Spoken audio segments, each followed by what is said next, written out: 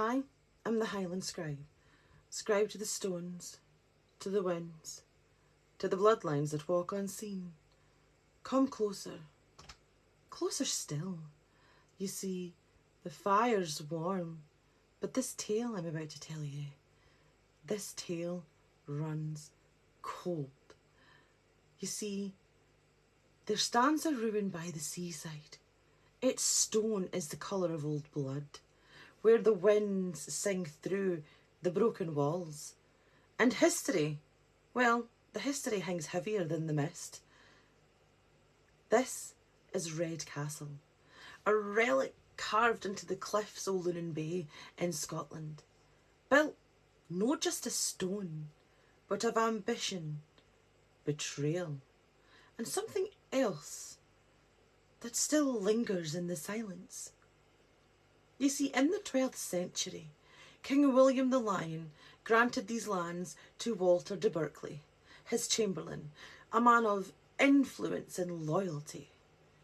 And so, on this bluff, where the sea never sleeps, a mighty fortress rose, a sentinel of sandstone watching the coast.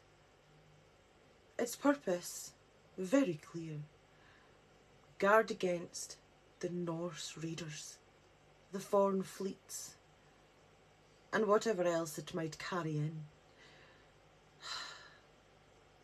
Over the centuries, Red Castle passed through powerful hands. The Balios, the Stuarts, the Beatons, and each adding not just stones, but their stories too.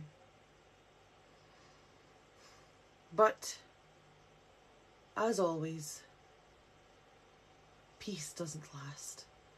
And it was in the 16th century that the Red Castle met its undoing.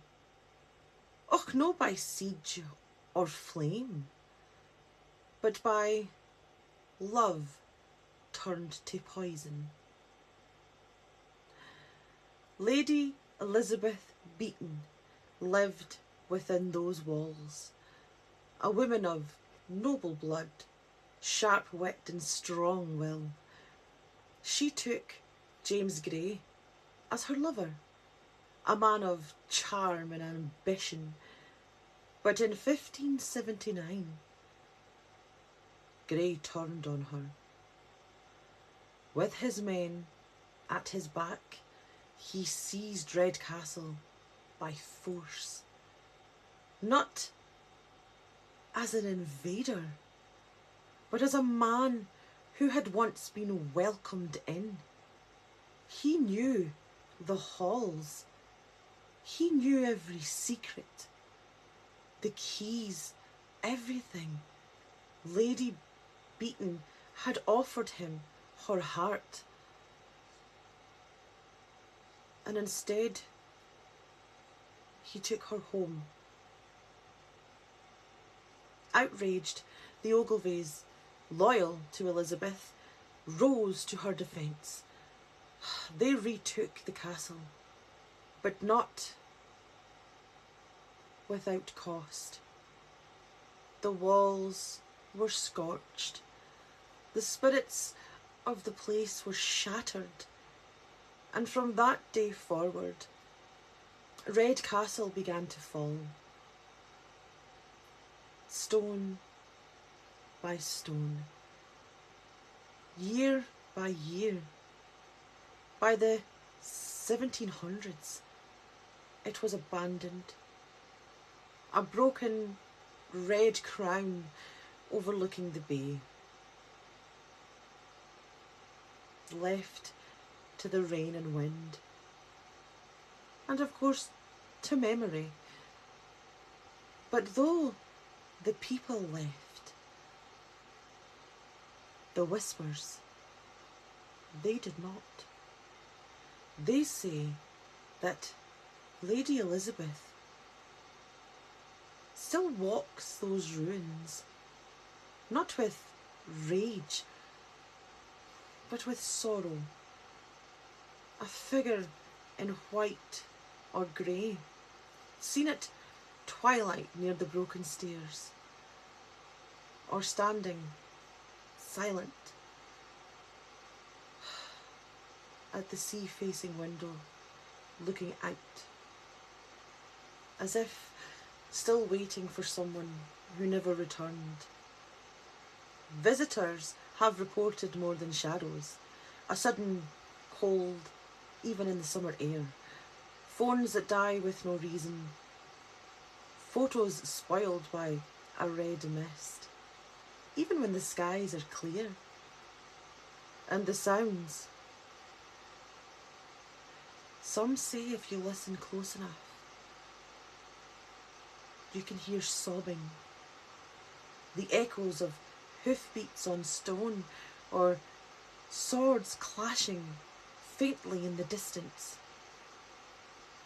as if the betrayal continues to play itself over and over again. Others who've stood there aren't so sure. Red Castle was built to keep enemies out, but it couldn't keep heartbreak from hollowing it out. And now, centuries later, it can't quite keep its ghosts either. So if you ever find yourself above Lunan Bay and the wind begins to carry a voice that doesn't belong to it, if you feel a chill without a cause, or see something that vanishes when you look again, remember this. Red Castle, oh, it was born in blood. And now it weeps in silence. I know, I was there. And I will share the photos at the end of this video. I am the Highland Scribe, scribe to the stones, to the winds, to the bloodlines that walk unseen. And until the fire lights again, sleep tight, wanderers.